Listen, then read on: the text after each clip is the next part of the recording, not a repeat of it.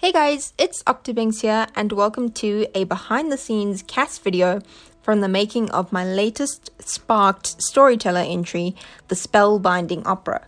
So for my video, I required a whole lot of extras to be in the video that I was making. So we decided to use a whole lot of the Maxis Townies from the original Sims 4 games and give them an 18th century makeover. Because I required so many Townies for the making of this production, I decided to collaborate with Rapunzel Plays, who gave makeovers to a third of the Townies that are featured in the video. So while I don't have recorded footage of her giving certain Townies a makeover, we will feature them at the end of this video so you can have a look at what they look like after their makeover. So the best packs used to give these Sims an 18th century makeover was definitely Get Famous, the Vampires pack, and Vintage Glamour. Those were the packs that had the best items in terms of clothing and hairstyles to give the Sims the right look that was needed for my video. So a lot of the items are repeated in terms of hairstyles and dresses, but in different swatches. And when it came to choosing which dress and outfit we gave to the different Townies, we wanted to make sure that it still reflected the original Sims personality. So with Eliza Pancakes here, we decided to give her a green dress to sort of mimic her original Maxis outfit, and the monocle from Vintage Glamour to give her sort of glasses still and make her look like a true Eliza Pancakes in the 18th century. It took a little bit of time to figure out the exact look that I wanted to go for with these Sims. So when I started with Bella Goth originally, I played around a lot more with different dresses and hairdos to try and figure out what it was that I wanted, the look that we needed. And it was the same for the few Sims afterwards, but as you see later in the video, I get into a flow and the look is sort of established. For instance, like with Thornbailey, I was playing around with whether the Sim should have the white wigs or they should have updos and hairstyles that were 18th century in look, but with their original Maxis hair color, as opposed to a powdered white wig, which would have been more traditional for the 18th century upper class people. So with Octavia Moon here, I gave her a white hair, but I ended up going back to her original Maxis hair color. The only Townie I left with a white powder wig was actually Thornbailey. But I ended up going with my main characters, Jeanette. I gave her a white powdered wig because I wanted to actually replicate this poster from in the game that came with Get Famous, which is actually a movie poster with a 18th century lady on it. So I wanted to base my character on that poster, and she did have white powdered hair. And I think it was a good decision in the sense that it made Jeanette stand out a bit more in my story compared to the other Sims. So far in this video, I have given makeovers to Bella Goth and Mortimer Goth, as well as Eliza and Bob Pancakes, Thornbailey, Octavia Moon, and at the moment I am giving a makeover to Zoe Patel. The other Sims I gave makeovers to include Summer Holiday, Katrina Caliente, as well as Dina and Nina Caliente. I also give makeovers to Gavin Richards, Jay Huntington III, Mitchell Kalani, Travis Scott, and Liberty Lee.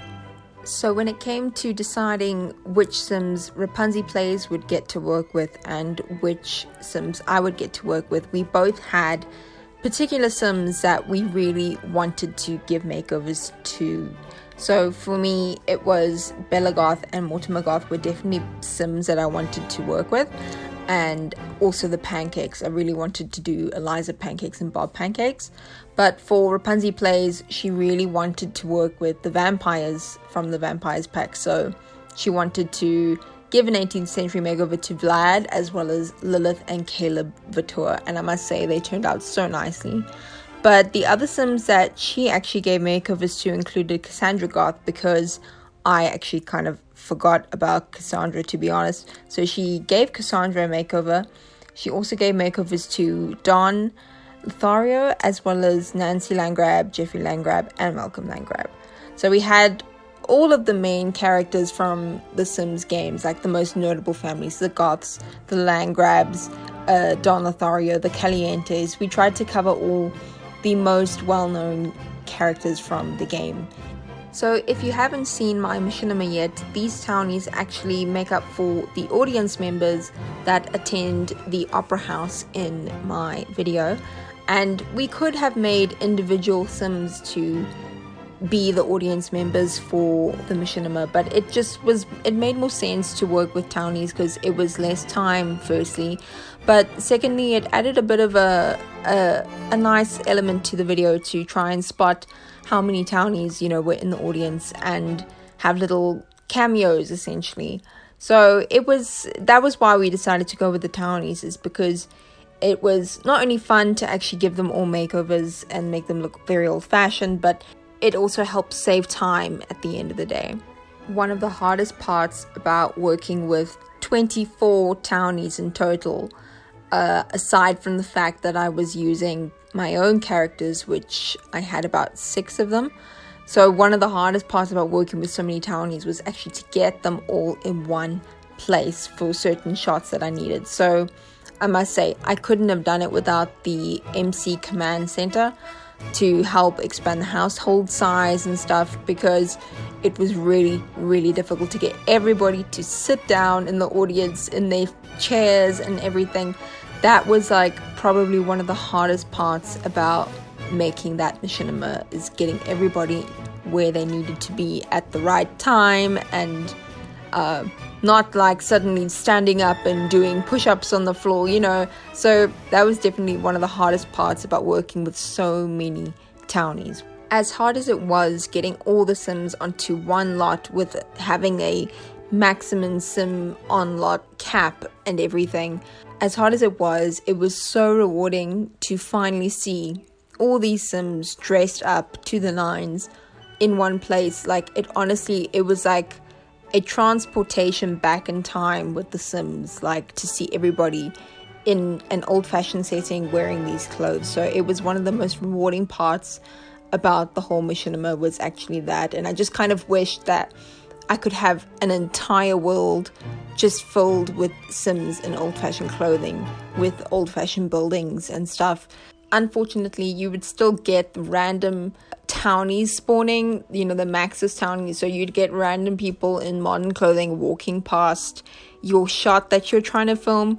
That would kind of be annoying too. I couldn't turn that off or figure out how to turn that off, if it's even possible.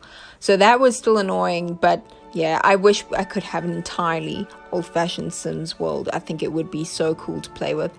Speaking of old-fashioned buildings, I will, as part of this whole behind the scenes of my machinima, I will be releasing 2 speed builds of the buildings that were featured in this opera film that I made. So the first one being, of course, the opera house.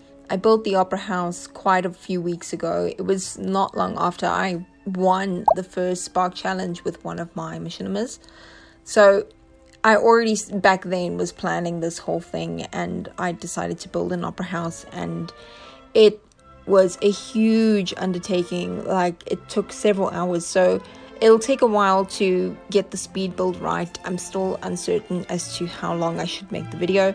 The second speed build I will be doing is actually Jeanette's house, which is also a traditional 18th century build. So those will be coming up in the future, but we're now heading towards the end of the video with the final shots of the Sims in their outfits with the 18th century makeover complete.